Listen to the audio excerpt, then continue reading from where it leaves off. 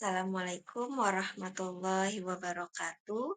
Perkenalkan, saya Nining Fatimah. Kali ini saya akan membahas diskusi sesi 10 MPDR 5302, yaitu tentang komparasi struktur kurikulum di Indonesia dan negara maju. Baiklah, yang pertama yaitu kesan, kendala, dan juga saran perbaikan untuk implementasi pembelajaran kelompok atau kolaborasi.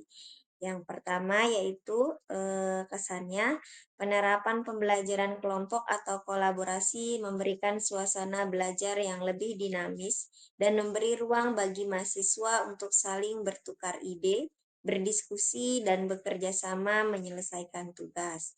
Kemudian mahasiswa terlihat lebih aktif dan terlihat dalam proses pembelajaran karena mereka merasa memiliki peran dalam kelompoknya.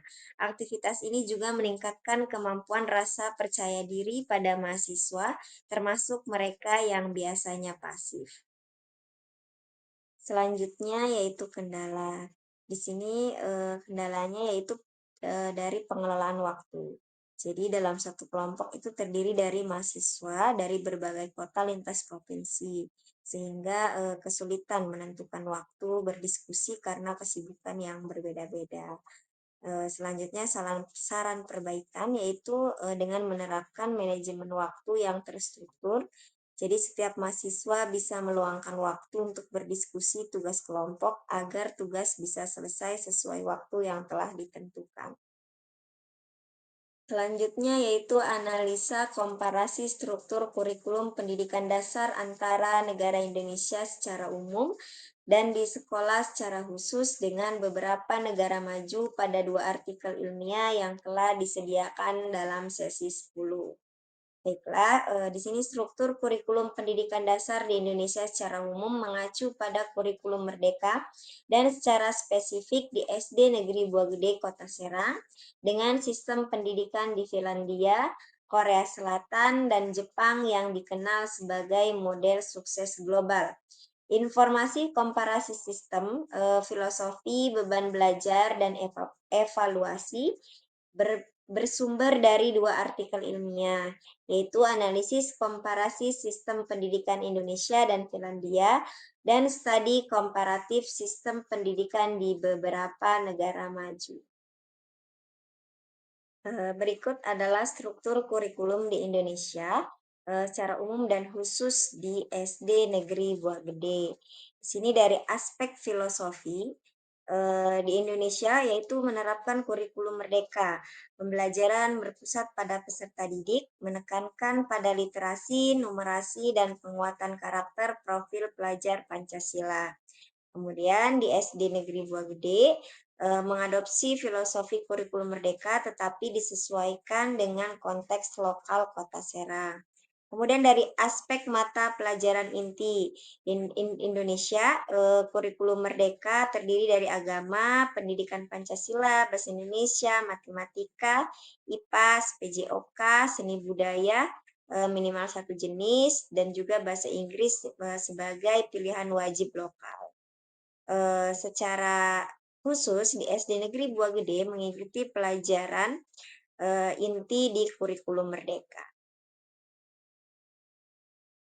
Kemudian dari aspek beban belajar, kurikulum Merdeka di Indonesia fleksibel diatur per tahun ajaran, alokasi waktu dibagi menjadi intrakurikuler, tatap muka, mata pelajaran, dan kokurikuler. Kemudian di SD Negeri Buah Gede sendiri mengikuti alokasi jam pelajaran per tahun sesuai kurikulum Merdeka. Beban mingguan cenderung padat 30-36 jam pelajaran per minggu. Kemudian dari aspek fokus utama, kurikulum Merdeka di Indonesia membangun pembentukan karakter P5, kompetensi dasar dan pengembangan soft skill melalui P5. Kemudian di SD Negeri Buah Gede sendiri, implementasi kurikulum operasional yang mencerminkan visi dan misi sekolah, serta mengintegrasikan muatan lokal, misalnya pelajaran bahasa atau budaya daerah Banten, dan intrakurikuler atau ekstrakurikuler. Selanjutnya itu perbandingan dengan negara maju, yaitu Finlandia fokus pada kualitas guru, kesetaraan, dan fleksibilitas. Di sini dari aspek filosofi, di Indonesia kompetensi, ranking, dan ketatnya kurikulum nasional di artikel 1. Kemudian Finlandia kesetaraan antara siswa tanpa sistem tinggal kelas atau ranking berpusat pada kesejahteraan siswa pada artikel 1. Kemudian dari aspek beban belajar di Indonesia sangat tinggi, kurang lebih 40 jam per minggu. Kemudian kalau di Finlandia lebih pendek, kurang lebih 30 jam per minggu. Selanjutnya dari aspek tugas atau PR, di Indonesia rutin dan membebani, sedangkan di Finlandia minimal dan tidak membebani. Dari segi pendekatan, di Indonesia belajar banyak di kelas, guru sebagai pelaksana kurikulum, sedangkan di Finlandia pemecahan masalah dan kolaborasi problem solving methods. Jadi guru memiliki otonomi tinggi untuk mengembangkan kurikulum di tingkat sekolah. Kemudian dari segi kualifikasi guru, di Indonesia minimal S1, kemudian di Finlandia wajib S2 dan merupakan 10% lulusan terbaik di universitas. Selanjutnya di Korea Selatan dan juga Jepang. Di sini fokus pada akademik dan disiplin. Dari aspek filosofi, di Indonesia seimbang antara kognitif dan karakter.